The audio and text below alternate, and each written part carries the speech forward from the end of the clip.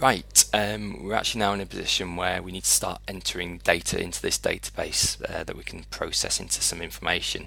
At the moment, you've done a lot of setup work in relation to the databases and getting them in a position where we can actually enter and store data in them. So that's done now, and we're going to look at entering that data. So these tables need to have some records in them. In your owners table, you need to input 4 records, and in your pets table you need to input 8 different pets records. You're going to need to make up the details yourself.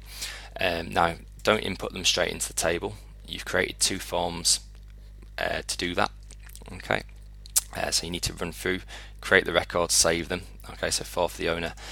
For the pets, you just need to be wary because it's slightly different for pets. So here's a record that I'm going to store in my pets database. You can see that I've made up these details here. But the pets field also requires you to store a picture.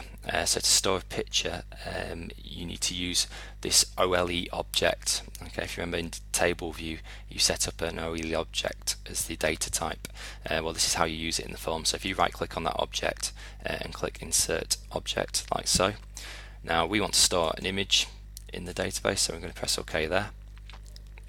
Okay, at which point Paint opens up. Now we haven't got any photos, obviously real photos of pets on a digital camera like we would have if this was in the real situation, so we're just going to use Google Images instead. So I'm going to have to go off to Google.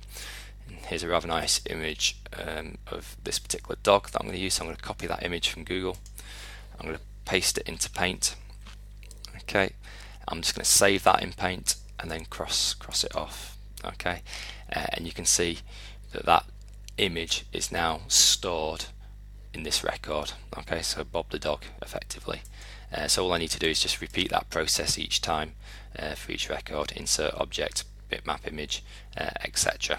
Okay, so you're aiming to have in your tables 4 owners and 8 pets.